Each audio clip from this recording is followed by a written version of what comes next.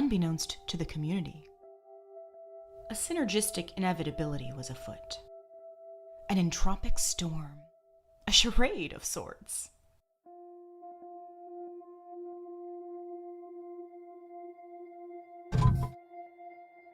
This became one of the greatest chapters in the seemingly endless saga.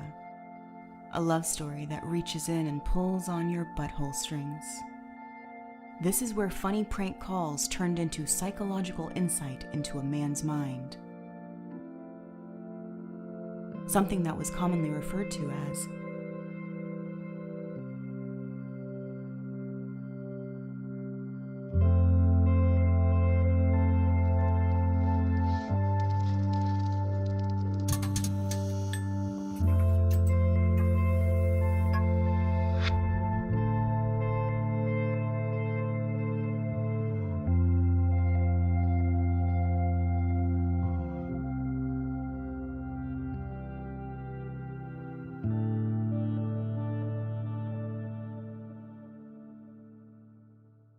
The story of Ramona, as Lorne believed it to be, goes as follows. She found him while browsing the registered sex offender list, as one does in these difficult dating times. Over time, she had become his girlfriend, someone who not only listened, but would be that princess he was looking for, to change for, to truly be a better man for. Hey, Lorne. Hi, honey. What's going on? I'm sorry for being a dick. Were you drunk? No, I haven't had anything to drink all day. I just wanted to spend time with you, and it just irritates me. We talked. Lorne, listen. Before you finish that statement, Lorne, listen. Before you finish that statement, keep in mind that I do have phone records, okay? So it doesn't matter what it felt like to you. It just matters how long we talked, and it was 40 minutes yesterday, Lorne. What matters to me is that I get to spend some time with you. And you did yesterday, Lorne. You did. It didn't feel like much time. Lorne. I miss you so friggin' much. It Lorne. bothers me. That closeness. I fucking miss it so much. In reality, however, Ember had passed Lorne's phone number on to Ramona, another casual TCaP member who began contacting Lorne at first as a genuine friend, though she was not prepared for the barrage of calls she'd end up getting from him. So we started talking in November, and so fast forward to Christmas Eve, where he's saying, Ramona, I need to talk to you now. And I say, I cannot talk at Christmas Eve. I'm spending that time with my family. Ramona, I need to talk to you now. You need to go to the bathroom. So he left me several voicemails expressing his anger, telling me that I have thrown him away and that I am not making him a priority and I'm not treating him well.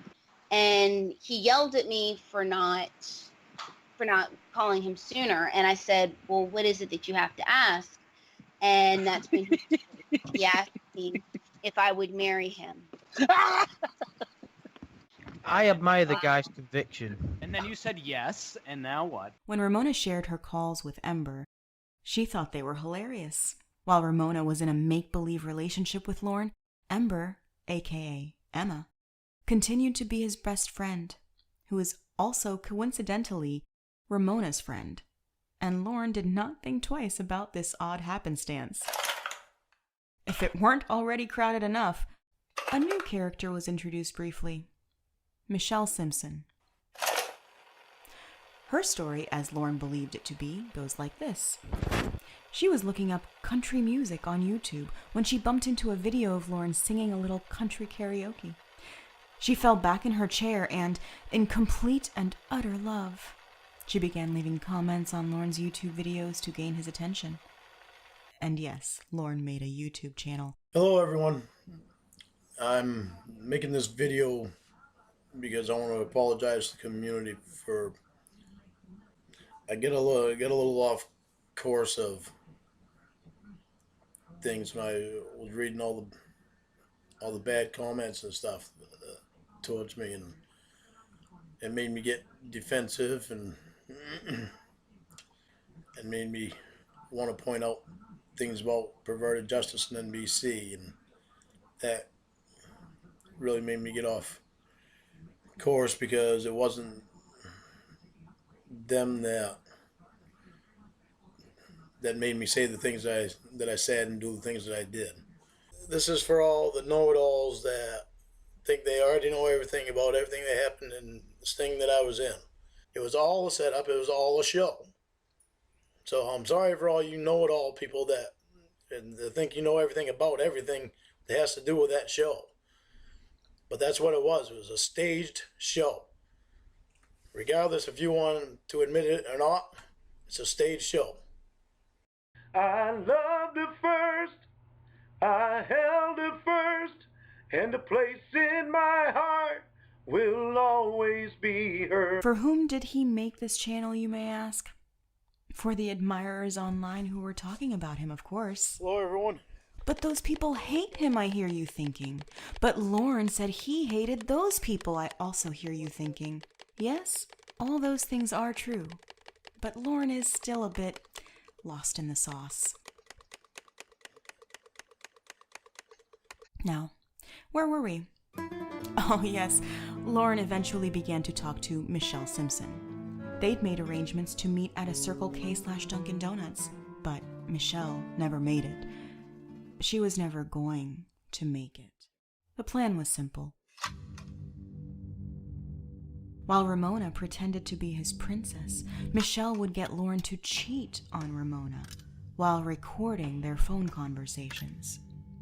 They'd somehow find their way online for Ramona to find and consequently confront Lorne. You came up restricted. I told you I was going to do that so your girlfriend wouldn't see. I told you don't need to worry about her.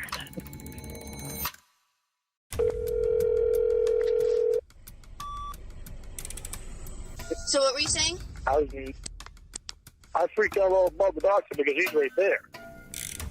I don't have anybody right yet. No, don't talk about the doctor. Don't talk about the doctor. Talk about the girl Michelle. What happened? When I watch your videos, I get so turned on. You're not recording me, are you? Why would I do that? You basically tried to set up sex with her, and what, she didn't show up? No, she showed up. She said I didn't show up, and I didn't. There must be something out there regarding you and Michelle Simpson, or should I say Michelle Simpson Armstrong, that you assume that I will find, and so that's why you're kind of telling me the light version of this. No, the conversation that I had with the Chuck that on YouTube, you took it down. I took it down for a reason. The question is, would they take it down before I found it? What, have you seen it? Had you ever had a sexually charged conversation with Michelle? Have you ever talked to her? I asked you those two questions. You said no. That is a lie. Do you understand how this whole lie thing works? I'm not sure your definition of it, but a lie is basically when...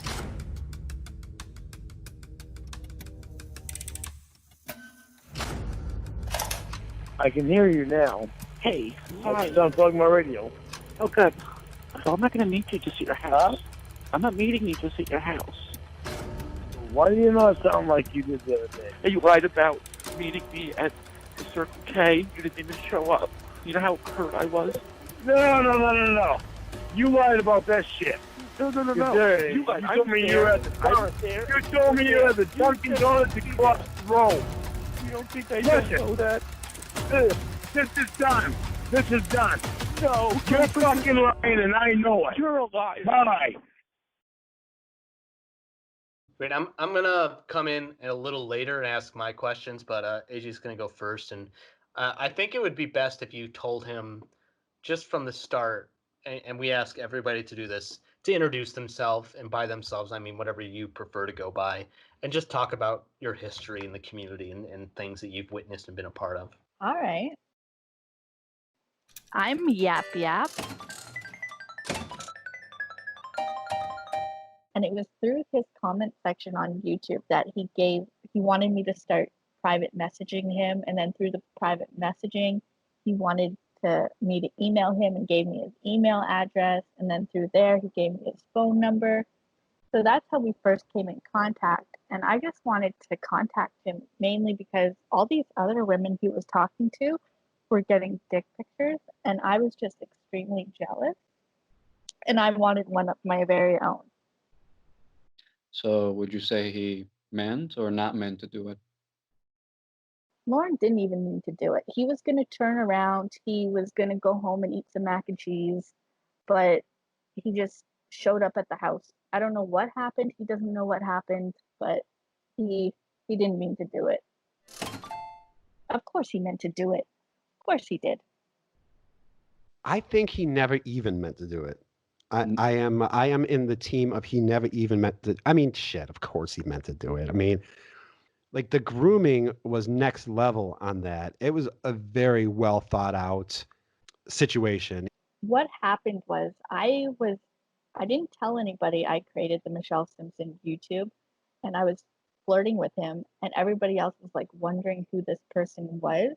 Around that time, Joey, Crestfallen, and Ember and I were a very tight group of 4 people, and we would discuss Lorne and discuss the trolling of Lorne and what funny ideas on ways to troll Lorne. And Ember would share Ramona calls with us, and we would just all listen to the calls together and basically laugh at Lorne. Well, I think the Ramona call started off with just Ramona. And then other people kind of slowly joined in. So, and it was kind of the same thing with Michelle is, you know, you'd have an idea to do something and then somebody would call him. And meanwhile, there'd be a Google Hangouts or a Skype chat going on and everybody would be listening to the call so they could, you know, throw in suggestions and try to make it funnier. So there was a lot of, you know, there's maybe a loose thing. Let's call him and do this. And then, you know, most of the calls were just reacting to Lorne. So he would take it one way and other people would be in the chat, you know, giving suggestions on what to say. Most of them are pretty interlaced, and there's a lot of people, you know, in the background that you don't hear that are making suggestions. Like I had talked to him as my real self early on in when Lorne was first contacted, and I shut that down quick. Them sort of telling me what to say, me not really wanting to talk to him, so then Joey would tap in and do the voice changer call. So it was just the 4 of us laughing really at Lorne. The Ramona calls were mostly leaking into the community as a random assortment of further prank calls, which included the Michelle Simpson calls. But before the affair, before the reasonably priced gas and early morning donuts, there was a much, much deeper story. This new chapter in Lorne's life would introduce a man about whom he'd never stop having nightmares. He simply went by the pseudonym Doctor. Lorne, I just wanted to have fun with my friends. Well, the doctor. Lorne, the doctor is just one of several people who are here. Well, here, the motherfucker is still fucking there? Yes. Son of a fucking bitch. Jesus fucking Christ, you gotta be fucking kidding me. That whole fucking time, all my calls got fucking ignored from you because the doctor was there. It's fucking cute. And it's fucking great. You ignore my calls because of that fucking piece of shit. Lorne, I just wanted to have fun with my friends. Listen to me! You ignored my calls because of that piece of shit. I just wanted to have fun with my friends. Don't fucking tell me that. And you're speaking very fucking low, which means you don't want the doctor to hear you. That's not true, Lorne. You don't fucking want me. You want the fucking doctor. Lorne, what are you talking? I want you to get that fucking doctor right next to you. And I want you to tell him, right here with me, that you want me, and you don't want him. Lorne, calm down. Don't fucking do that. Lorne, calm down. Look what you're fucking doing. You're sacrificing you and me because of that piece of shit.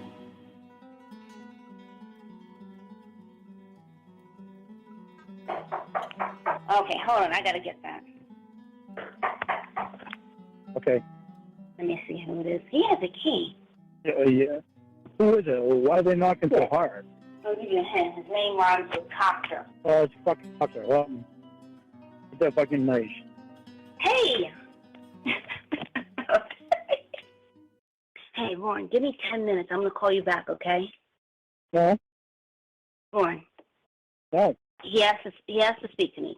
Give me 10 minutes and I'll call you back. No! God, no! Lorne. No. Lorne, can you give me 10 minutes? He has to speak to me. No. Lorne, you... That's fucking bullshit. No. Lorne, you... What the hell, Lorne? Lorne, you're being controlling. I'm not being controlling. I'm in love with you and I don't trust him. Lorne, this is not love. Lorne, this is not love. Yeah, well, it's not love to have a fucking guy in your fucking house and your brother's not there that you know that I don't like. Like that night you and Emma were talking. What about her? I said, like the night me, you, and Emma were talking, and she said she wanted to be on top, and you said no. I suggested that you give her a child. Surprised that Lorne's going to be a father. Oh, I can't wait. I know Lorne would be a great father. He's so patient and sweet. Well, okay, aside from... Ramona's mature enough to understand that you need to be erect and hard, and you need to push deep inside of me to ensure insemination. So... The lady needs sperm. I suggest that you give it to. I have no desire to see anyone in their underwear except for you. I've seen the doctor in his underwear. We can call it even. Oh, ain't that fucking nice? You knew that. No, I didn't know that. You knew that. But this is No, I didn't. It doesn't matter. I told you. Why wouldn't you want to tell me about that? I tell you about everything. Lorne, you have a... No, don't bring it back on me. No, but you have a... You're trying to bring it back on me without answering that fucking question. No, I'm not trying to bring it back on you. It never went off of you, Lorne. You have a streak of jealousy. You have even proven to be jealous of guys who I was, liking in 6th grade. Yeah, because the last name is Armstrong. Again, so we've seen each other in our underwear. Why does that matter? What? It was not a sexual thing. Sorry, each other. So you're fucking underwear too. You just said we see each other in our underwear. Lorne, why is that? No, fucking explain this shit to me. It was embarrassing. It was, unexpected. It was, like I said, it was accidental. He screamed, "Oh my God, you're topless." I screamed, "Go put clothes on." What? Are you fucking kidding me? Lorne, he walked into the restroom. Jesus fucking Christ, more shit you're not fucking telling me. Lorne, why? You're fucking blind on right now, you're fucking topless. Son of a bitch, I'm telling you. You're not fucking telling me shit. This fucking guy is over your goddamn house all the fucking time. He's pretty much fucking naked. And you don't want me to be fucking pissed off. But you're doing the same shit with fucking Church of Cawd fucking done. Trying to find everything about me that they can possibly find that is bad. How am I trying to find stuff when I accidentally found out that you had talked to him? You just want to Does it ever tell you anything at all? When I met that fucking decoy, 13-year-old, in the fucking room, that I was in an adult chat room. Does that tell you anything? Did what? Does that tell you anything? When I met that decoy, that 13-year-old, told the 13-year-old, the decoy, when I met her, does it tell you anything that I was in an adult chat room? Does that tell you anything? Lorne, that's like, I mean, does it matter if you're in an adult chat room if you try to seduce a child? I mean, that's like saying, well, I was in a bar and somebody had their kid in the bar. That's what you are. He was in an adult chat room. He wasn't looking for a fucking 13-year-old. So you're an opportunist. You He's found not him. going to look for a 13-year-old in an adult chat room. Poor Lorne was being pushed more and more to the brink of insanity. Disaster was always waiting around the corner, until everything came to an end. Ramona broke up with Lorne for the final time, with Ember and many more listening in. Basically, the only thing that he still believes is real, if you can believe this, after everything this man has been through, the only thing he still believes is real is Ramona. Lorne? You're not recording me with that stupid witch, are you? Oh, Lorne, no, I'm not recording you with that. That's how you refer to women? That's real nice. That I don't consider that a woman. I consider that a witch. That's why she likes octopus and she likes spiders. She can tangle people up in their web. Oh, but I guess how did you get tangled up in her little web? How did she talk you into doing this shit? You're not going to talk to me like that. For the last 9 months, all it has been is you drunk and texting me nasty shit. You've insulted my grandmother. You've insulted my parents. You've insulted my friends, all because they don't jive with reality and because they take time away from you. You have been nothing but selfish. I didn't record you, put you on the internet. After 7 months of us being on the phone, 8 to 10 to 12 hours a freaking day, and I think get you involved in this shit? Do it. How is it going back to that? Well, but you're not giving honesty. You're not giving shit. You don't have shit to offer anybody. Oh, let me see. I'm not your fake doctor that has so-called millions of dollars, or this fake therapist that has so-called millions of dollars. Or your fake fucking internet Ramona girlfriend, Lorne. This is all fake. What the hell, Lorne? How long does it take you to figure this shit out? Yes, I have a boyfriend. I've had one for years, and it's not you. Yeah, that's what I thought. I finally got the truth out of you. I'm fucking learning to death. And you know what? I'm going to marry someone who's not a registered sex offender. The doctor, the neighbor's cousin, all of that, they never existed. Oh, and finally, you want the biggest shock? My name's not Ramona. Is it what? Are you fucking... You call me a kitty fucker. This is why you hooked up with Emma. You've been with Emma ever since fucking day one. Ron, I've been with Emma ever since day -35. I've known her for I don't know how long, watching these videos of you trying to rape a kid. His biggest fear is to be alone, and that would include all the catfish. I think he needs that. But when those voices are silent, I think that's when his hell really begins. I think you can actually, if you hear some of these calls, it's almost like he breaks character.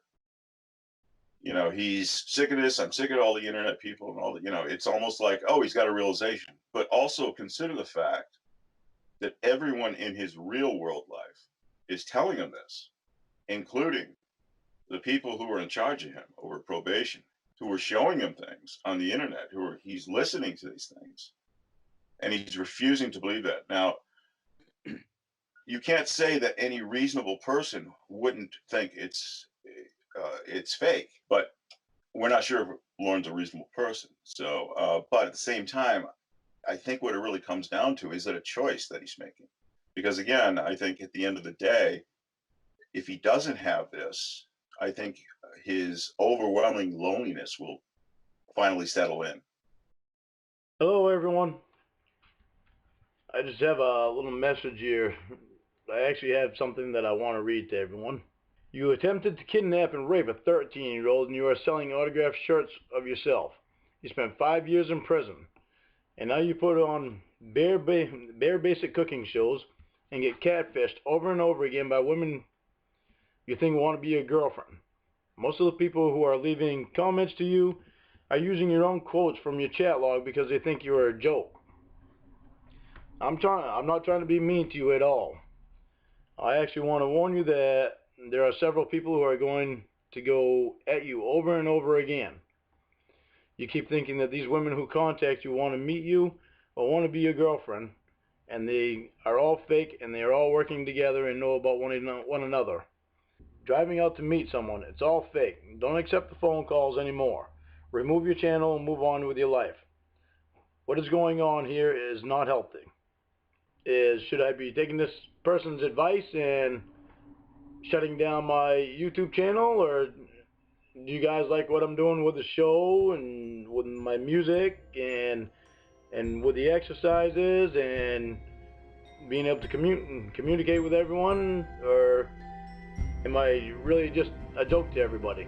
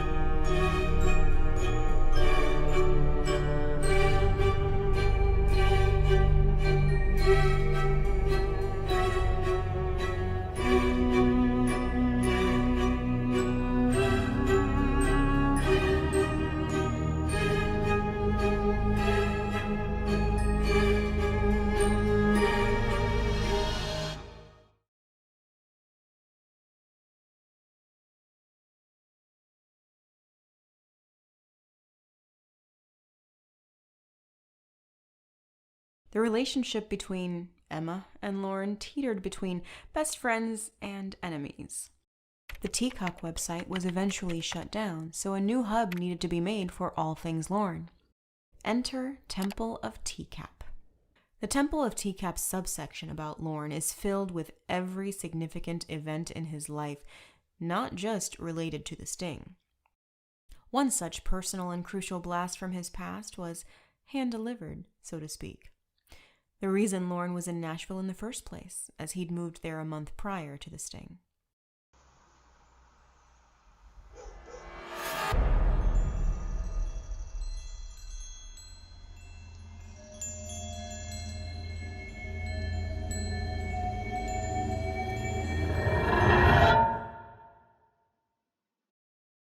Can you talk about Lorne's involvement with Betty, start to finish? Okay, are you talking about how he ripped her off? And yeah, your understanding of that backstory. The Betty story. That was heartbreaking to hear.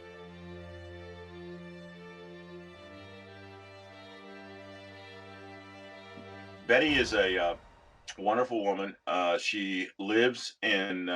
I believe at the time that Lorne came into contact with her, of Cornville, Maine, her and her then husband requested construction work be done on their house by Lorne. He took about 30 grand from her and then didn't complete any of the work, left a bunch of shit in her front yard, and then disappeared to Nashville to, attempt a crime against a child. So in order for Lorne to be in Nashville to get busted by To Catch a Predator, he had to rip off Betty, but I don't think that was the last ripoff. He talks about his business being successful. He says it was a six-figure-a-year business. No, they were hitting retirement age. They bought a trailer. They wanted to augment it. Betty needed some plumbing help attaching something unrelated, attaching her washer. So she looked through the telephone book and found A1 Septic, who did plumbing, and that's Lorne's company. I know there's a lot of questions about ownership and this and that of the business. Still not sure whether it's his company or whether it's his brother's company, but let's just assume it's his. And so Lorne goes to fix her faucet or her fixture for her, and he notices the construction that's going around, and Betty's talking about how these guys are really good, but they have other jobs and they can come back when they can, and she's hoping it can be done before winter. And Lorne immediately sells himself and says, I can do this. I'm a contractor, blah, blah, blah. And by the way, there's a great interview with Betty and Sam.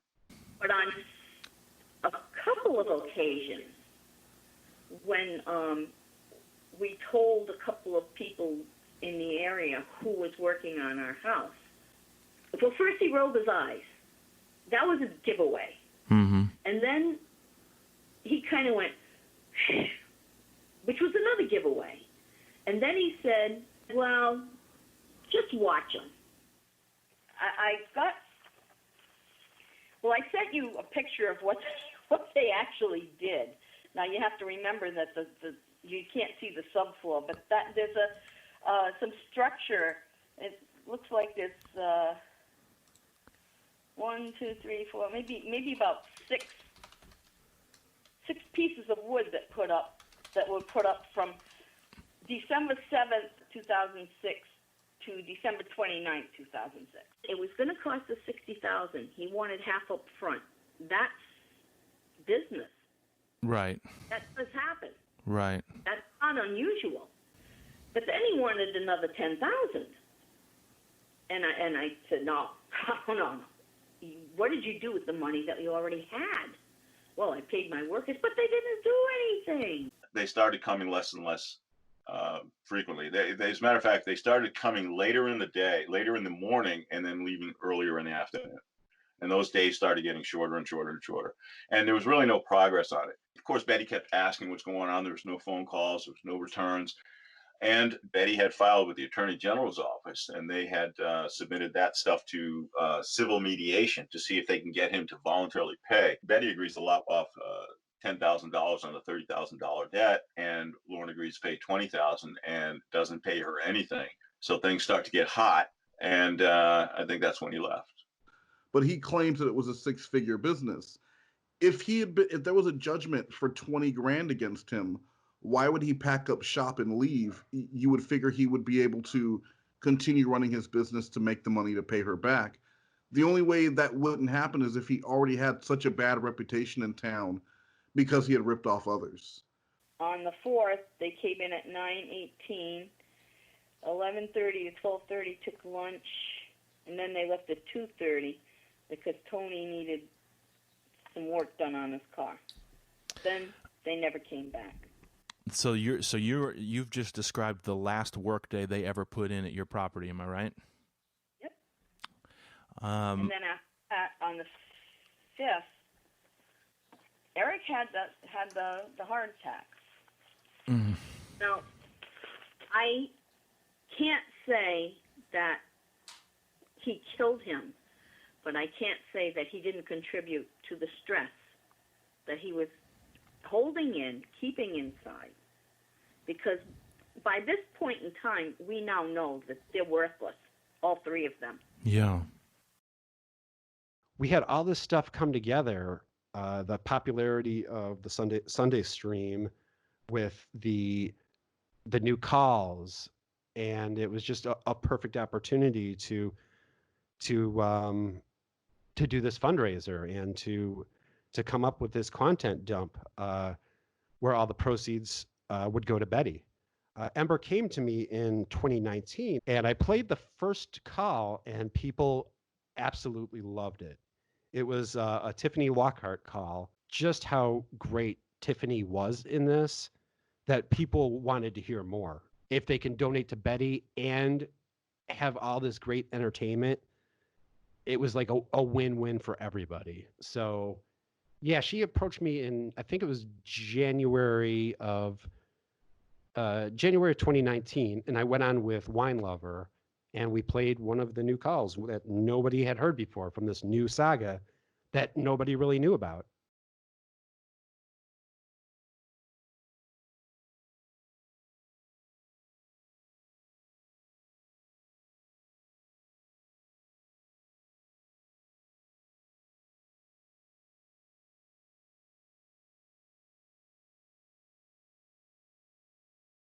Hello, everyone.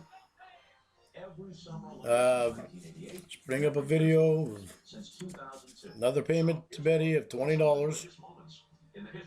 Bitch and moan about it only being $20 if you want, but I can only do what I can do for right now. And also, I wanted to get the the Lorne reality show on tonight, but that's not going to happen. It's like 9 o'clock right now, and I worked all day to get the show done and saved, and this blizzard hasn't been so easy. That's all for now. I understand that. I think I understand that the dump was specifically created for the Betty donations. Correct. And okay, so I guess I want to ask you if you know, before the dump, there was just the streams that were happening live. You catch them, and then once they're gone, they're gone. Oh, go ahead. Sorry. No, actually, I'll end it there. You sure? I can. There was a first sort of dump that existed Before this one. Yeah. So near the end of the Ramona saga, there was a spreadsheet with links to calls that was put up, and similar to the dump, something had leaked from it that wasn't supposed to have, and it got shut down and deleted. It was an Excel spreadsheet. I believe it was promoted inside of live streams, and links were given out through there. But it was like, I think, Ramona calls, and I mean, because Ramona was the only thing happening at the time. Ramona calls, first contact, and I believe there was a stand section in there as well. I probably won't talk about this in a documentary because I don't care about what I'm about to say. But was that particular dump free, or was it, by pay? It was free. Oh, okay. Just curious. It was just kind of whoever got the link, you could get in there. Now, I want you to think, what would be one of the most impossible twists to happen in this story? One of the more intriguing things about Lorne's story, like it or not, is just how everything plays out oh so perfectly. During Lorne's sting, unlike many of the other stings featured, there was only one on-camera decoy for every man caught. Interactions went as you would expect. A young actor attempting to make a man believe she is the underage girl he came to meet. Awkward, uncomfortable. Nah, these chairs are nice. So how's it going? So far, so good. That's good. Stay seated. Well, we're having some plumbing issues right now because it's the new house, so it's not really hooked up yet. Yeah. So can you hold it for a little bit maybe until later? I got pee real bad. I thought you was wanting to be shaved down there. Is that what you wanted to do? Casey Moreau, the on-camera decoy in Lorne's sting, though very professional, did not seem thrilled to play along with a potential pedophile. Gosh, you're pretty. Thank you. So what are your plans, or what are you thinking? Kissing you. Yeah. And then out of nowhere, he just stood up and started heading towards me. Do you want me to get you something to drink? He was definitely headed towards me for something. Well, like, what would you do first? I don't know. I'd like to hold you. And then what? And kiss you. That's why I was asking you to come over here. Well, yeah, I understand that. But with Lorne, the chemistry was off the charts. Look, oh my God. I thought you had blonde hair. Do you like it? I dyed it by myself. I think it's pretty. Thank you. It's very pretty. Did you bring any condoms? Yes, I did. Where are they? Out in the truck. Well, what good are they going to do in the truck if we're in here? Well, yell at me, why don't you? So much so that years later in 2018, the decoy Casey reached out to Lorne on the phone and quickly began a serious relationship after they both admitted to this chemistry that they'd shared during his TCaP episode. Hello? Hello. Hi, honey. Hi.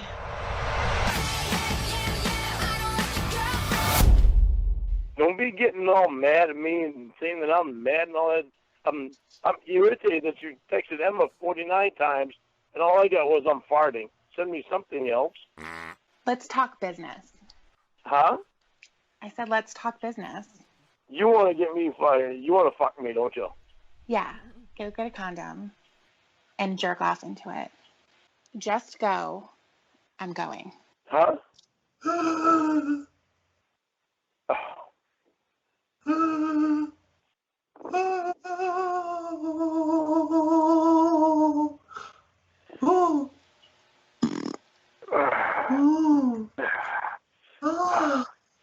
you gonna come right now? Pretend I'm your niece. Yes. Oh, you're my bad uncle for fucking me. Of course, this was not the case.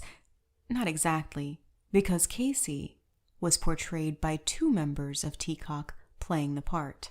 Some creative liberties were taken with Casey's character, as she was presented to him as a drug-addicted... He was told that she had an abusive father who had a criminal record for choking a prostitute to death. Hello? Where did you go? Don't hang up on me. I lost the signal. I was on a spaceship. It was spinning really fast. It wouldn't Listen stop to me. Will, stop talking. Listen to me. You're not going to get arrested. You're coming to me. How do I know that you're not the police? What if you're going to lock How do me you know? up? Are you kidding me? Do you remember the sting to catch a predator? Honey, there's no spaceship. I swear we're not Martians. It was moving. I was on it. You need to trust Emma. Okay? I trust her. She is going to bring you to me. And baby, I miss your voice so much. I love you. She's not even here. God, Where I the love fuck you. did she go? To know if it's really you. Touch my chi-chis really fast, okay? Just to know that it's me. If it's gonna make you feel All right, better. Okay, I feel better now. That's all that I needed. Okay, honey, it's okay. You can touch mine. I love you. Oh, I love you too. I can't believe I'm coming to see you. Oh, I am so fucking excited to see you. Next. That's crazy. Oh, Ma'am? Yeah? Could you step over here a minute? Oh, hang on. What? I'm gonna hand the phone to Nick because they're calling me aside. Ma'am, now. Okay, where's Emma? Nick, here. Ma'am. Okay. Where's Emma? Emma's gone. Ma'am, She's on the other side of the terminal. Hey, Lil, let me talk to that guy. Let me talk to that guy that is pulling her sideways. Ma'am, over here. Stop. Oh. No. Emma, Casey does not leave your side, Nick. Pull her towards you. Hey, Mr. Air Marshal, please, I need to stay with her. You need to remove your hands, sir. Please. Let me talk to that fucking guy. Nick, let me talk to that guy. I'm gonna need backup over here. Oh, no. What? Oh? What do you want? No, fucking want me. Who the fuck do you think you are? I pay you a fucking salary, bitch. Motherfucker, I'm the law. Go fuck yourself. Don't want to arrest your friend, you fuck. fucking cunt. Hey, bitch. Hey, what are you doing? Fucking piece of shit. What are you doing? I didn't do anything. I'm a lawyer, asshole. You don't even know what TSA means. I you want fuck. a lawyer. Really? I'm not impeding I'm a anything. lawyer. Do you not understand that? I am her fucking lawyer. What does impede mean? You want to make more problems, Well, sir? you have your You're the handcuffs federal on? fucking government. Shut up. She's undercover. Lauren? Hi. How are you finally being able to call me? I don't just know got what's out. going on. I just got out. They wouldn't even let me on. Where's Emma? Emma was there. Calm down! Calm down. You're the one who's screaming at me. Are Don't you yell at fucking me! kidding me. You have no reason to yell at me. You haven't talked to me for fucking 2 days. Lauren, you don't even know You're a what bullshit I've I've been been through. trying to fucking go through to try to figure out how to get you the fuck out of that place. You don't know I'm what the I've one been trying to who's go going through. it. I'm the one who's going through it. No, He's gonna be able to come your and dad get doesn't. You know what you want me to tell you what your dad's gonna tell you to do? What? Stay right there. He'll have a limo come pick you up so you can go back home so he can rape you and beat you. You're 29 years old. That motherfucker has no reason to have control over you. That life is not the life you deserve. Yelling at me. You need to stop yelling at me, please. Is he behind you? Yes. Is he behind you? Okay, this is what you do. You turn around and you scream as loud as you can. Do it. Oh my God, Do it. I'm scared. I'm Do scared. it. Don't even think about it. Just do it. You ready? Get away from me. One. Get away from me. Go. Scream. Ow, stop. Ow. Ow, let go. Let go. Scream. Let go, my arm. To who, sir? You think you scare me with that shit? You think you scare me with that shit? No, sir. I don't I'm not. fucking think so, bitch. Sir, actually, I don't I'm think not. so, bitch. Sir, I'm not. You're on the phone. I don't think so, bitch. That's fine, sir. I don't think so, bitch. That's fine. I don't think so, bitch. I don't think so, bitch.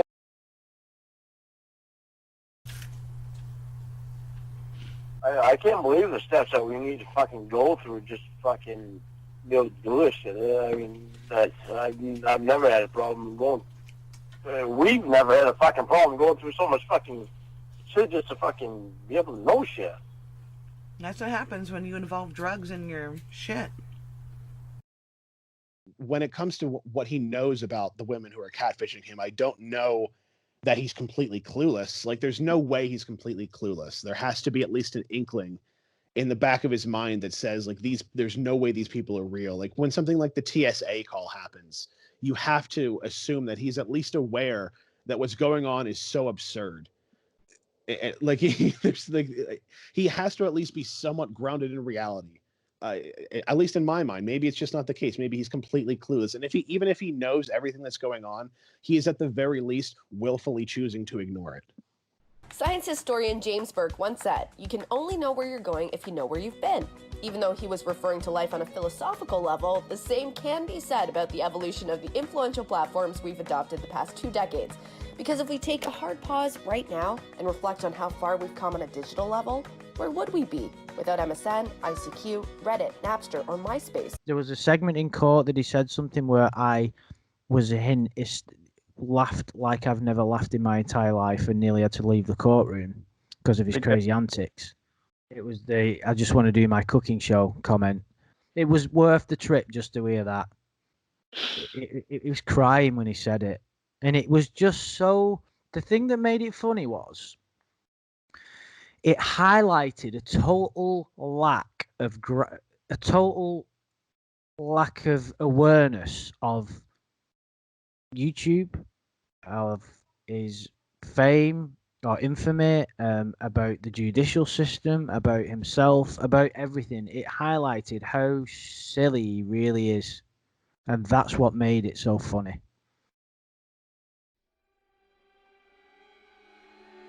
You can only know where you're going if you know where you've been.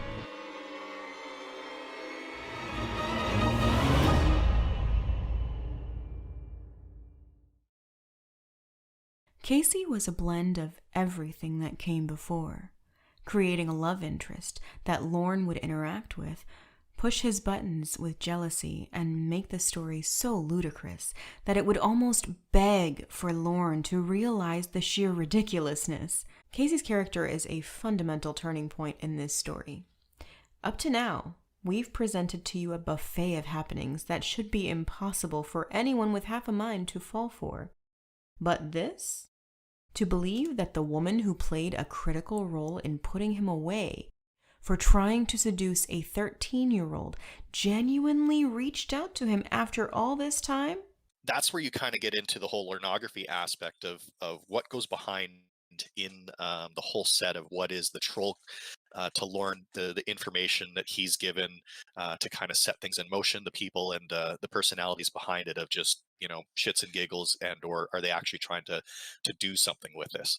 Because I saw a very interesting social experiment that this whole kind of community had turned into when it was just the codcasts, just doing the information, the updates on the predators and everything. And then now we have something that's involved that kind of caused a bit of a stir, which was contact. And there was a lot of moral and ethical issues that went in there. Originally, when I had first found out about the kind of contact aspect, especially when it came to Lorne, because it's the only one I really knew that was going on. I was on the side of, he's already served his time. What is this actually doing and serving, right? Then later, when you get in and you watch other community content members, their analyses or their just comedy stuff, you kind of get into if you feel a little bit of sympathy for these guys, read their chat logs, right? And that's where it kind of came in. So it pushed on the pilgrimage of starting to read the actual Holy Lorneography. I had gotten halfway through it at one point. The strict understanding that you really don't know a person until you observe them when they are in an environment where they believe nobody is looking, right? So that's where you actually get to see who a person really is. And it was interesting in that way. It was kind of the same way. They now had an environment where they had the troll working on him and then trying to figure out how much they could break down in this guy who just couldn't admit that he had done something wrong. And it was just fascinating.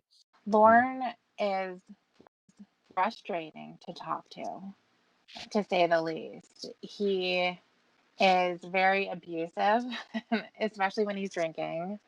But he's also very frustrating because you can hear him come up with the most ridiculous rationalizations for the things that he does.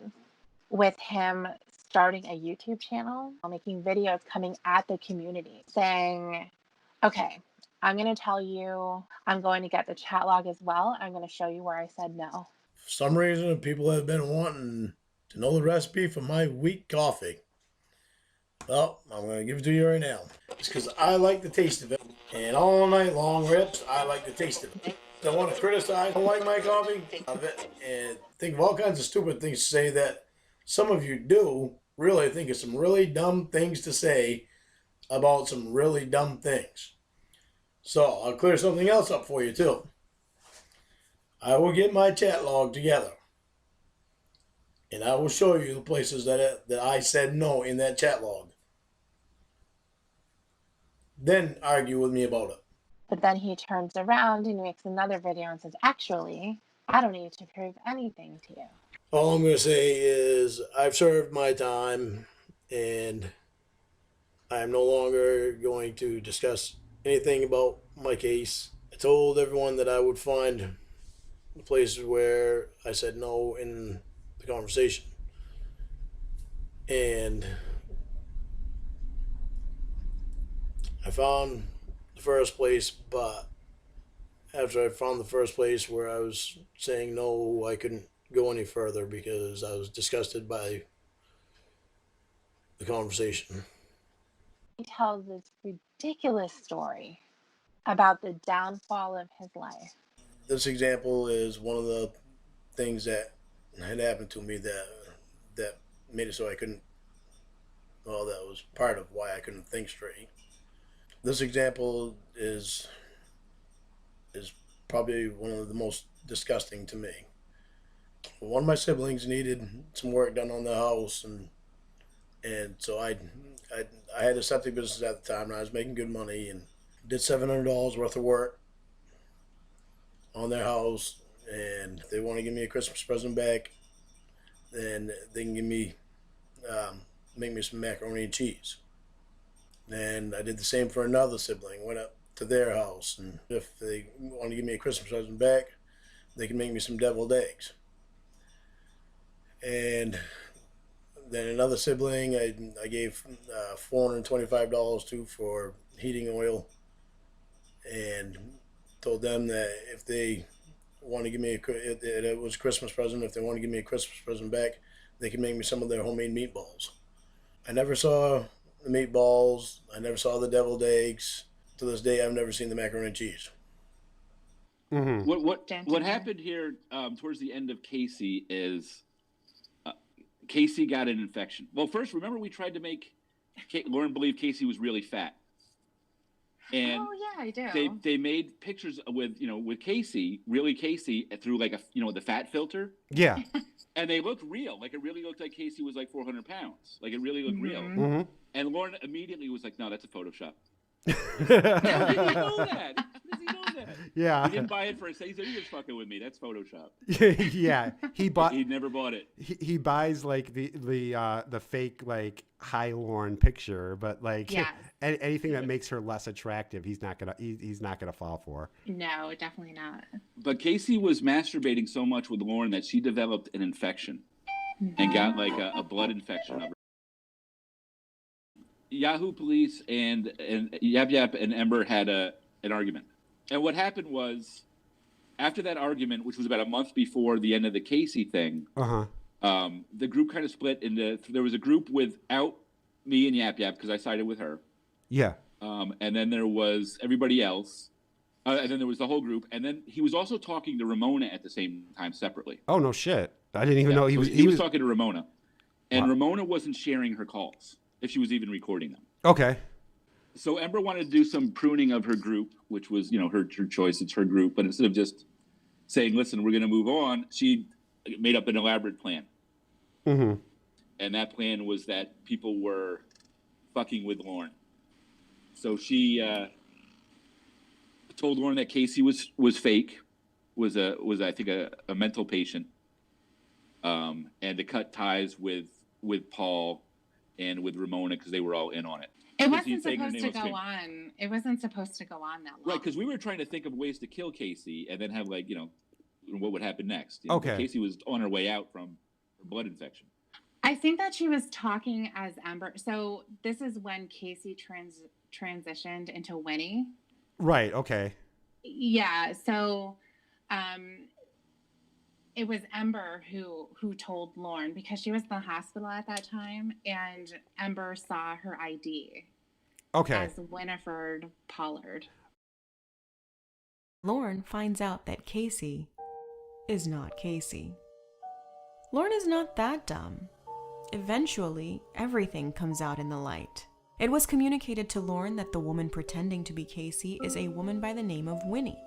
Lorne called to confront this woman, but before he could really tell her of the pain that she caused him by doing this, he falls in love and begins a relationship with her.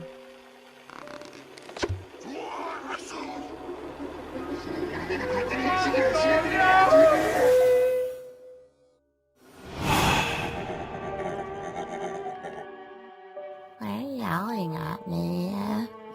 I'm tired of your goddamn fucking bullshit. Oh. I am. I'm fucking tired of it. I told you to fucking stop so many fucking times, and you just want to keep on.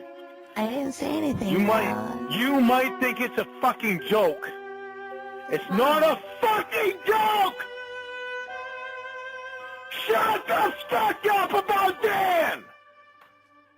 You think I'm fucking kidding? You fucking do it to me again! You'll never talk to me again! I'm sorry. Shut the fuck up about fucking Dan! Now, what do you do with Lorne after such an extensive marathon of nonsensical sagas? You can now see how far you can take the lolcow. This was the purpose of Winnie. Yeah, well, I know what you fucking do with Dan when you're naked in bed with him! I don't have any fucking interest in anybody but you, so you better fucking pay attention to it! Like a real religion, the beliefs of a church are not just dictated by its traditional rulings, but also by the common practices within. It's always easy to look at something as a whole, but when you dissect this group, it becomes evident that not everyone liked certain aspects of this Lorne fiasco. Not everyone took part in the calls. Not everyone agreed with the calls to begin with. Not everyone would say they hated Lorne. In fact, not everyone's primary focus was Lorne. Not everyone liked Winnie. Almost done with my cigarette. Hurry up, Lorne is boring. Lorne, shut up and jerk off. I have things to do.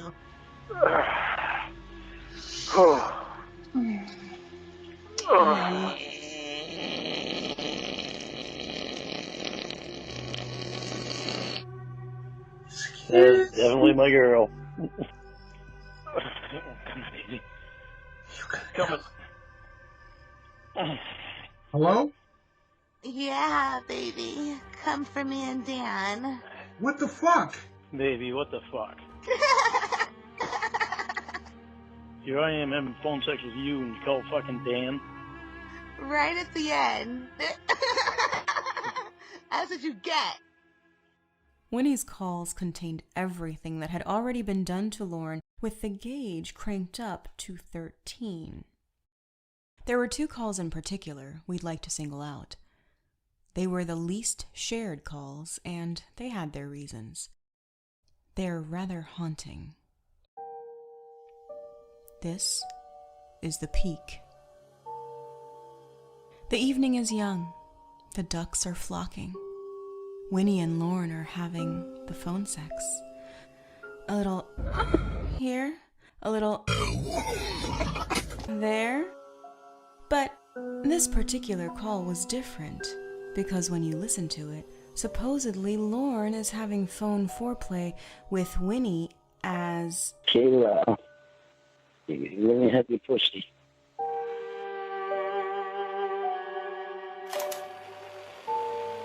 You what? Well, fuck your pussy. Come on, my little girl.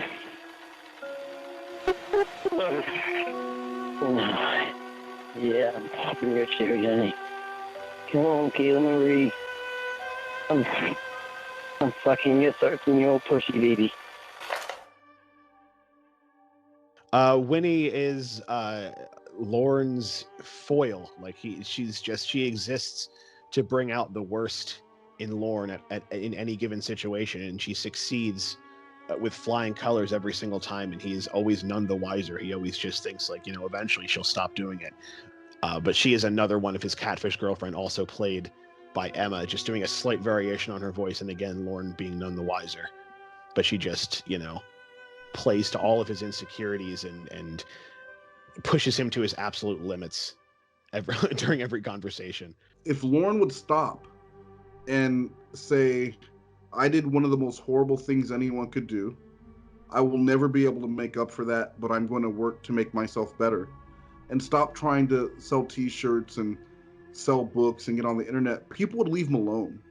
Because once you admit what you did and you admit that you have a problem and you need help, then you're an asshole when you're still going after this person.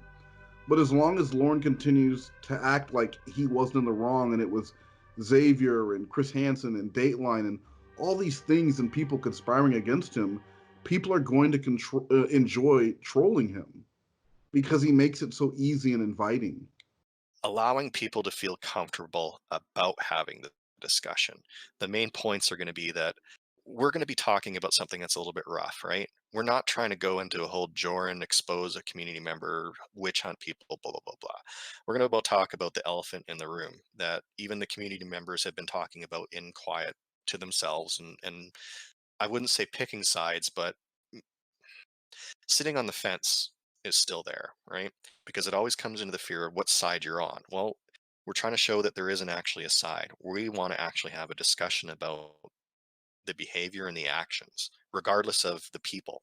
Right, well, I've been labelled one of them on many occasions because I've been more interested in the psychology behind the monster. I understand both sides, but I just believe that if someone says you don't think it depends the reason why people don't think it's appropriate. I'm not convinced, even despite I have to continually question myself when I make these videos. I do, it's more of an analytical approach, but every now and again I'll do a video where for half of it I'm just laughing at Lorne.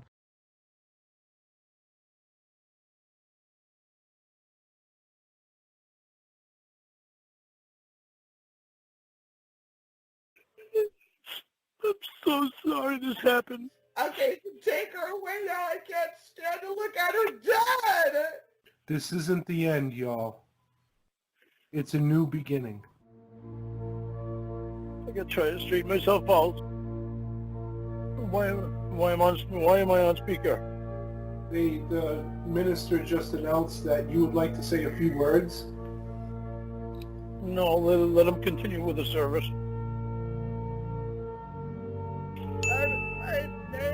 It's me.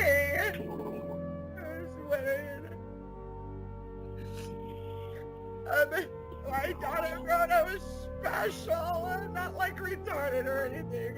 He's like really nice. Shut up! My name is Victor Vergüenza Guadalupe Alvarez. Rhoda was a good friend of mine. She was really funny, she was making jokes. She was a good singer. She was a mother, but then she gave her kid away because she was a good person and she knew that she couldn't do what she had to do for him, and it was a big self-sacrificiality for her. I knew Winnie for a short time, and in that short time I met her daughter Rhoda. She was really a delightful young lady. Get your finger out of her mouth.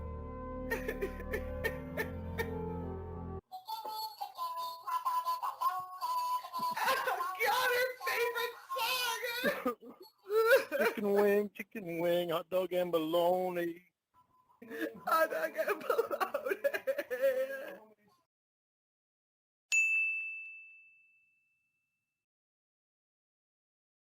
So what had happened is that Ember on a late night stream had shown footage. She was releasing it to the small amount of people. There was between 18, 36 people in that stream late at night. And this was actual footage of her at Lorne's. And we were shocked. We were amazed. We couldn't believe it, right? Mm-hmm. She's in front of Lorne.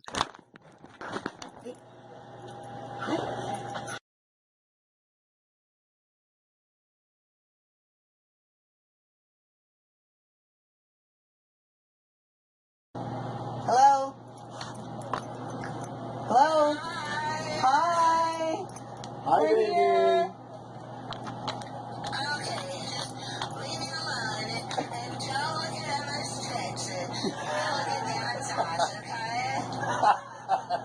Okay, Warren says okay.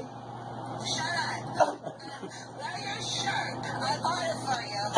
Okay, I go. Why?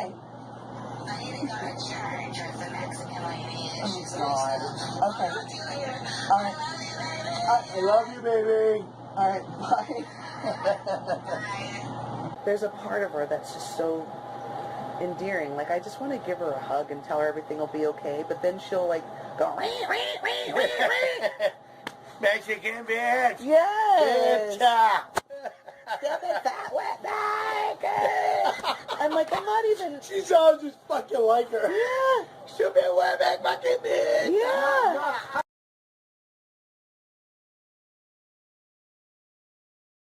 Debbie is the last character we'll mention. Debbie is played by Tiffany, whom you may recall also played Casey, the actor who played 13-year-old Koala in The Stinghouse. Unlike Ember, who actually tried to pose as different love interests using different voices, Tiffany cleverly used the exact same voice for both characters she posed as. You don't. You're a changed man. Are you walking around with a condom on too, or do you have to put that on? If someone approached Kayla after all this happened, after you came down, you fucked her, and 10 years down the line, she meets someone and she talks about her first experience, and they would have said, "Are you crazy? You went with a guy that you didn't know just because he said he loved you?" There were a lot of calls where you were Tiffany Lockheart. You weren't Kate. You weren't playing a character. You weren't Casey, or you weren't Debbie. You were actually Tiffany Lockheart, and you would get really fucking mad at him. Oh yeah. And that was whenever those happened, that was usually just me.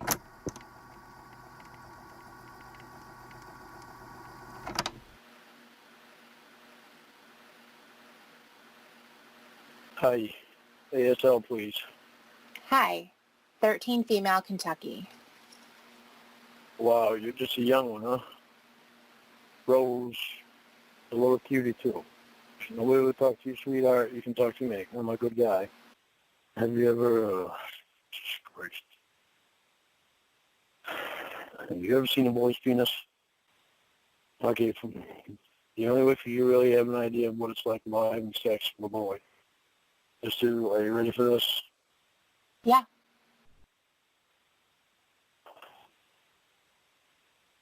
Take your finger and push it in your vagina. LOL. There, I said it. LOL. I had a hard time telling you that. LOL. Ew. I know it bothers me. It should bother It you. bothers me. But here's the thing. I've never in my life wanted to be that guy that did that. You were that guy. That's what you have to I know. accept. That's not so easy to accept, though. You have to. You can't say, I didn't want to go there anymore. I know what you're saying. It doesn't work. I know what you're saying. It's not. I never want to hear you say that again. But I need you to listen to what I'm saying, though. I will listen. I will listen, and then I'll correct you. When I was sitting there talking on the computer, I never wanted. In my head, I knew I didn't want to go to the Sting House. Okay, what does that mean? Why not? I mean, I did not want to go to the Sting House. But why I not? sit there and talk all day, but I didn't know why, because I knew in my head that it was wrong. Okay, why was it wrong? Then because she was underage. She was 13. Mm-hmm. And it was wrong for me to do that. Right. It was wrong for me to do everything that I did on there. But in my head, I was telling myself, I'm not really going to go there, so I'm just talking to her. Then it got out of hand. So I want to know, why did that happen? Knowing that she was 13, what turned you on about that? I don't know. I'm being honest with you. I don't know. I want you to think about it then. And like well, I said, don't those understand things, because I've never but been I'm gonna like help that you. But in I'm my going to life. help you. I've never done that. Lorne, I'm going to help you. See, that's what I'm saying. Is when I first started talking to her, I really meant to be just a nice person, just to give her somebody to talk to. Would you have done the same for a 13-year-old boy?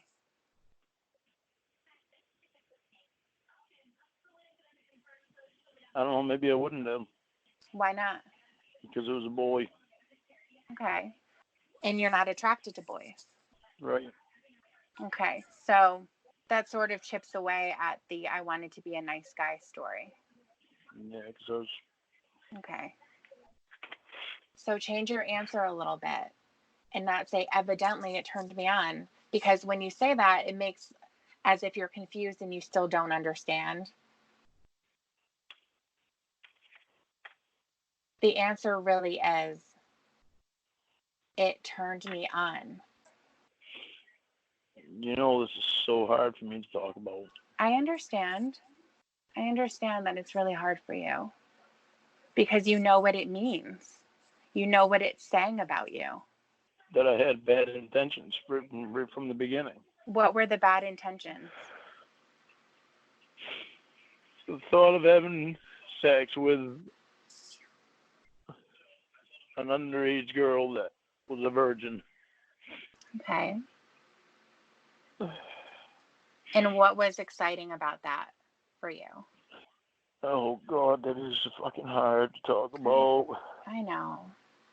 But like I said, it's going to be freeing for you.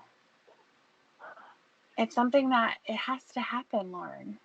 Just her being naked and me being naked with her. And me trying to be gentle with her. And... What was that? Oh, God, you didn't hear it?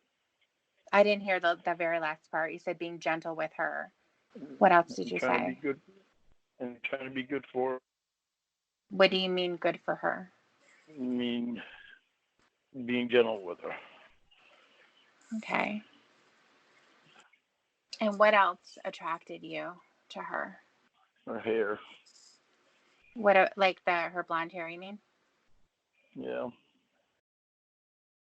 There's a particular moment where Lorne seems to have some kind of revelation, some kind of admission I think we all know the answer to the question of why did you go? It's definitely not, I didn't want to, or I never meant to. I think that there are certain things that he can't deny. He can't deny the chat log. He can't deny the phone calls. He can't deny that he went there because it happened. But as far as him admitting, there is definitely a sense that he said those things because it's what I wanted to hear. I think maybe there was a little bit of an admission on his part. The problem with that is that if you continue on with that call, he completely backtracked. Well, I know, but I can't figure out why I did what I did. You when can't I got so verbalize pissed it. off about somebody else doing it to Leanne. This is what I mean when I say that you already know the answers to the questions. This is why I say I hope that you don't backslide into the same robotic responses. Yeah, but I'm going back to it again. It's the same thing. But you're going back to the same answers because you don't want to say it. And it's hard for me to talk about it. And there's not many people that I'll talk about a lot of things with. I've talked to Emma about some stuff. Anything that I talk to you about, I've never gone in depth with anybody. I know you've mentioned that before. I'm not talking about just a sting. I know. Anything that I talk about with you from here on out is going to be deep shit that's in my head. Okay, good. And I've never let anybody in that deep.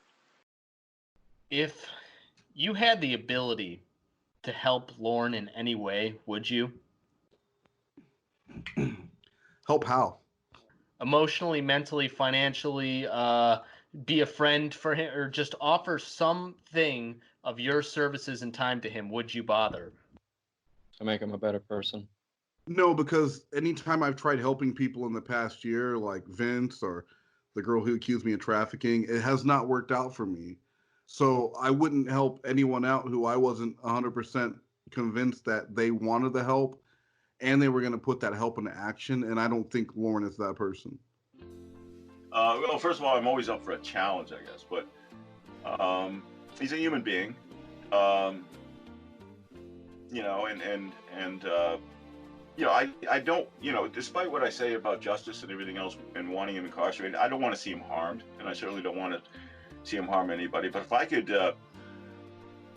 you know, if I had a chance to break through to him, at least experiencing a shared reality with all of us, that would go a long way for me. That would, and I think it would help him a lot too. If I could help Lorne Armstrong, would I help Lorne Armstrong? Clobber says absolutely not. This is a guy, again, we know so much about him and it's all bad. He is a terrible, reprehensible, despicable person. And I wouldn't want to help him. You know, when he first came onto YouTube, there was a part of me that was like, man, like, this guy's been through the ringer, and maybe I shouldn't be so hard on him. And then all the Ramona stuff came out, and then all the Casey stuff, and you just realize, and then even later on the Lorne reality show, where he would just act like a dick. He's just a terrible, terrible human being, and I wouldn't help him at all. But on the other hand, every conversation he has with these women are, at the end of the day, a means to an end. He's trying to get these women to come up and visit him so he can, you know, convince them to marry him or whatever his end game is. So I don't know that all of his quote unquote breakthroughs are genuine. A lot of them, to me, feel like he's just trying to sweet talk these women, as twisted as it sounds, like as twisted as it is. Like, you know, admitting that you're a pedophile to try to endear yourself to this woman. But it's the only card he has to play. So I think that's a lot of the time what he does. Yeah, I mean, this is where it gets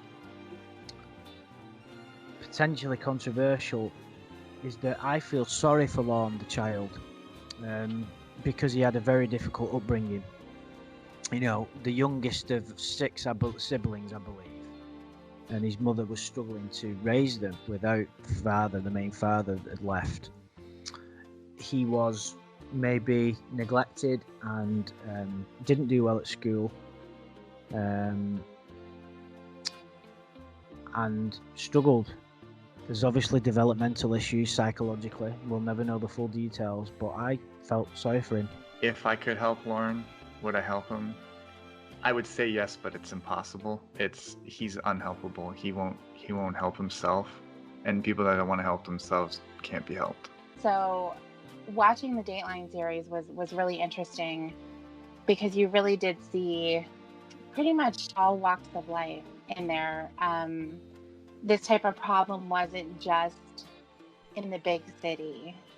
They were in rural areas. They could be anywhere. These guys were willing to drive. And it didn't seem like there was any kind of hesitation on their part to walk into a stranger's home to meet with their kid.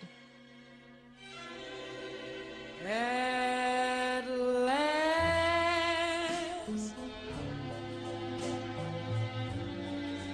my love has come along.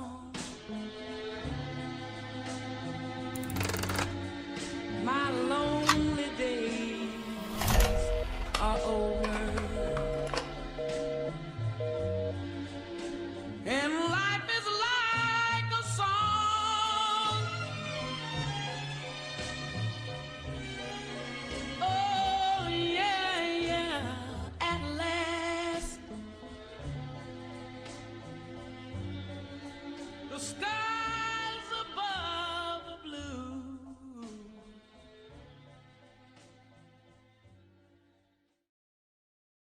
I think we can wrap it up there. Cool. Well, I'm not gonna lie, that was awful. Just awful. I know. From I'm start really to sorry. finish. I wish I'd done better.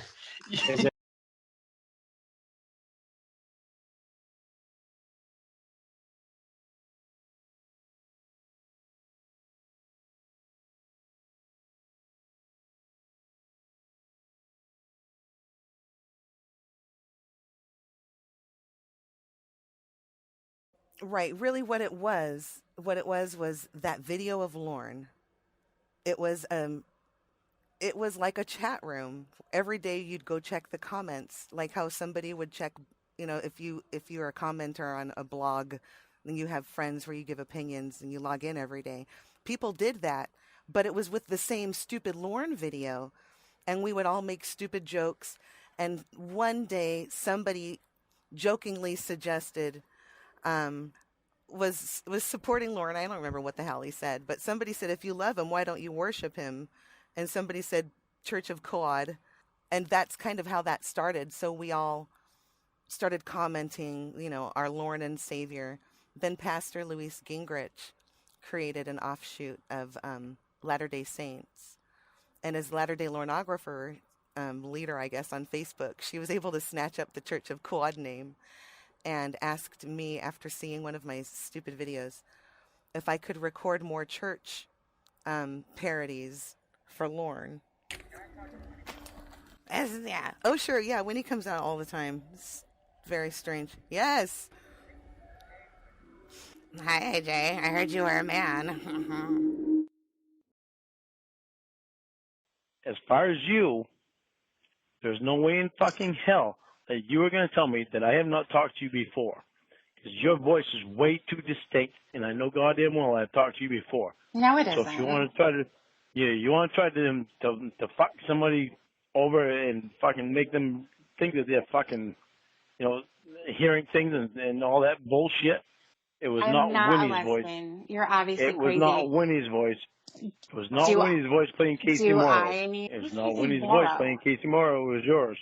Okay. You know who Casey Morrow is. Whatever you say. You try to play some blind and you think I don't Whatever know. you say. Your voice is so distinct. It's unbelievable. Oh yeah. And I spent a lot of time playing dumb. When it came to you and Winnie, I can't do it. What? There's something about both of you that I like a lot. and I can't lie to either one of you about what I know. What do you know?